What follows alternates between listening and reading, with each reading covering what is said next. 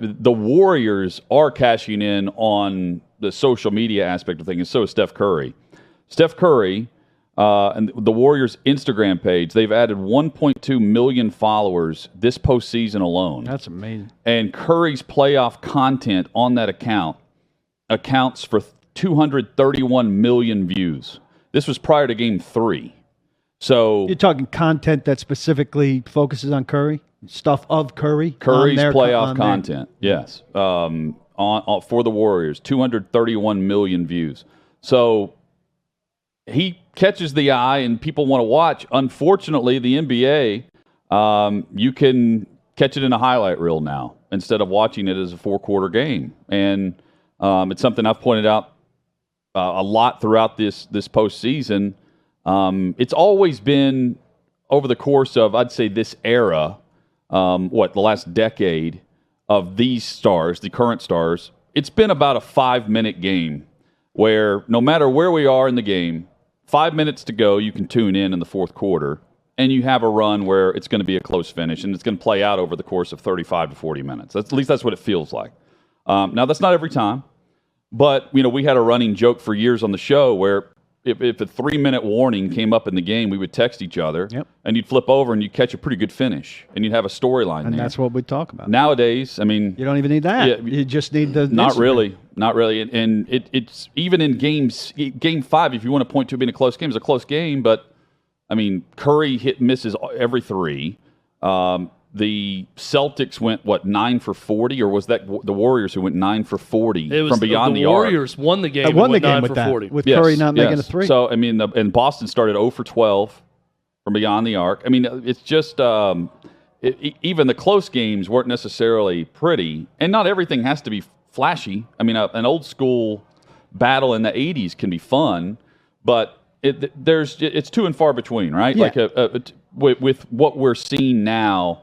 And there's too many reasons to just watch the highlights and the post-game coverage than it is spending 3 hours watching this current product. And I referenced the story from The Ringer a couple weeks ago. You can remember a series as being a classic series from 1 or 2 close games. Yeah. And so this is a close series game-wise. We talked about this throughout the playoffs, hockey and basketball, that there are a lot of close series that don't have a lot of close games. And and the other thing, Hut, is we see a lot of problems in sports that are fixable. Whether the league's willing to fix them or not, we can sit here and draw up pretty smart solutions. But if I say, okay, let's spend 20 minutes on close game problems, there's nothing. Well, we asked Brandon Wright this question, Chad, last last Monday, about the mentality of and he more or less said, you get to a point in the game as a professional now where you look at the scoreboard and you just realize they're the hot team tonight. We're coming back in 2 days. Save the gas. Yeah. That's the mentality now, and that's unfortunate. But that is where they're at, really. Not only does it suck for the TV audience, the sport, all that, but think of the person that's paying $700, $800, $2,000 for their one time to be at the finals in their life. There's also there's an element to this, and you guys tell me if I'm completely off on this, because I may be the only one that feels this way. The ESPN element of the NBA coverage with ABC, it doesn't feel like an event to me. I know it's on ABC, it's on the network, and I'm watching the Stanley Cup Final on ABC last night, and Sean McDonough's voice feels like an event. Electric. When I'm watching it, the Stanley Cup Final. When I watch a pregame with Stephen A. Smith and Jalen Rose, I feel like I'm watching 4:15 p.m. on ESPN, on a show arguing with each other, and Michael Wilbon on there. There's something about the setup of ESPN on site and their broadcast, and this is not some huge indictment of everything they do. They've had the NBA for a while. This is nothing new. But I watch the pregame build into a game, and I think this is not big time.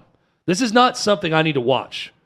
The people that are involved, the way it's set up, I'm not thinking this is a big-time event. When I watch Inside the NBA in the building for the Western Conference Finals, and Charles Barkley's arguing with Warriors fans, it feels big. This doesn't feel big to me.